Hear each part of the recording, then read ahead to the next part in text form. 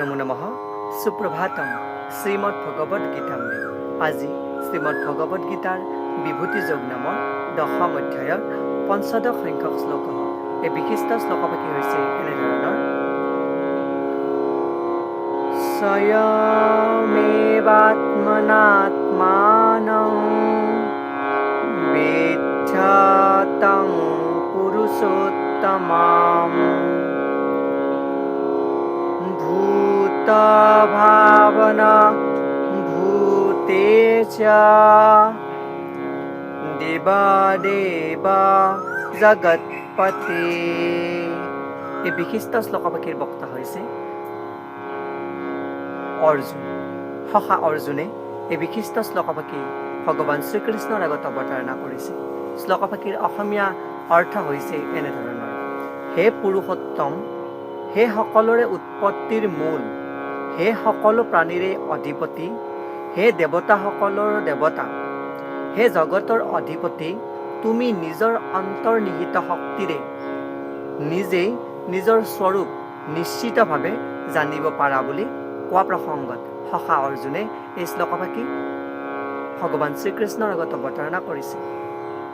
শ্লোকপাকি প্ৰসংগাৰ্থত ভাষ্যকাৰে উল্লেখ কৰিছে যে অৰ্জুন আৰু অৰ্জুনৰ অনুগামীসকলৰ দৰে যিসকল ভক্তই ভক্তিৰ মাধ্যমেৰে তেওঁৰ নিজৰ যি সম্পৰ্ক, সেই সম্পৰ্ক ভগৱানৰ লগত বা গুৰুৰ লগত গঢ়ি তোলে, তেনে লোকে পৰমেশ্বৰ কৃষ্ণক জানিব পাৰে বুলি কৈছে।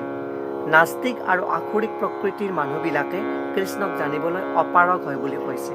যিবিলাক জল্পনা কল্পনাই মানুহক পৰমেশ্বৰৰ পৰা আঁতৰাই নিয়ে আৰু সেইবিলাককে মহাপাতক বুলি ইয়াতে উল্লেখ কৰিছে। আৰু যিজনে কৃষ্ণক নাজানে সেইজনে ভগৱদ গীতাৰ বিষয়েও মন্তব্য দিবলৈ চেষ্টা কৰা অনুচিত বুলি কৈছে। ভগৱদ গীতা হ'ল কৃষ্ণৰে উক্তি, আৰু যিহেতু এখন কৃষ্ণ তত্ত্ব বিষয়ক শাস্ত্ৰ, অৰ্জুনে ইয়াক বুজাৰ দৰে কৃষ্ণৰ পৰাই ইয়াক আমিও বুজিবলৈ যত্ন কৰিব লাগে বুলি কৈছে। আৰু এই কাৰ্য নাস্তিক মানুহৰ পৰা ইয়াক বুজিবলৈ যোৱাটো অনুচিত বুলি উল্লেখ কৰিছে। আৰু এই প্ৰসংগত শ্ৰীমদ ভগৱত মহাপুৰাণৰ প্ৰথম স্কন্ধৰ 2য় অধ্যায়ৰ 11 সংখ্যক শ্লোকৰ অৱতাৰণা কৰিছে। শ্লোকপাকি হৈছে এনেধৰণৰ: বদন্তি তত্তত্ত্ববিদস্তত্ত্বং য়জ্ঞানম অদ্বয়ম ব্ৰহ্মেতি পৰমাত্মেতি ভগৱান ইতি শব্দতে।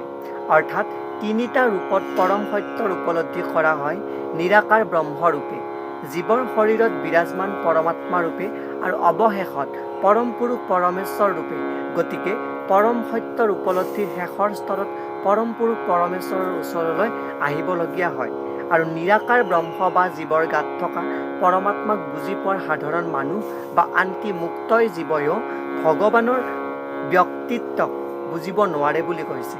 আৰু সেইবাবে তেনে মানুহে পৰম পুৰুষ পৰমেশ্বৰক বুজাৰ বাবে ভগৱদ গীতাৰ এই শ্লোকক বুজি পাবলৈ চেষ্টা কৰিব লাগিব। আৰু এই শ্লোকক বুজিবৰ কাৰণে তেওঁক লাগিব একান্ত শ্ৰদ্ধা আৰু ভক্তি। এইদৰে এই শ্লোকত অৰ্জুনৰ যি উপলব্ধি, যি ভিত্তি, কৃষ্ণৰ বিষয়ে প্ৰকৃত তত্ত্বৰ উপস্থাপন কৰা হৈছে। আৰু আমিও কৃষ্ণক যথাযথভাৱে জানিবৰ বাবে অৰ্জুনৰ পদাংক বা এই পদৰ অনুসৰণ কৰি আগুৱাই যাবৰ কাৰণে ইয়াতে ভাষ্যকাৰে উপস্থাপন কৰিছে। এয়াই উক্ত বিশিষ্ট শ্লোকপাকিৰ সৰল গুণাৰ্থ। ধন্যবাদ।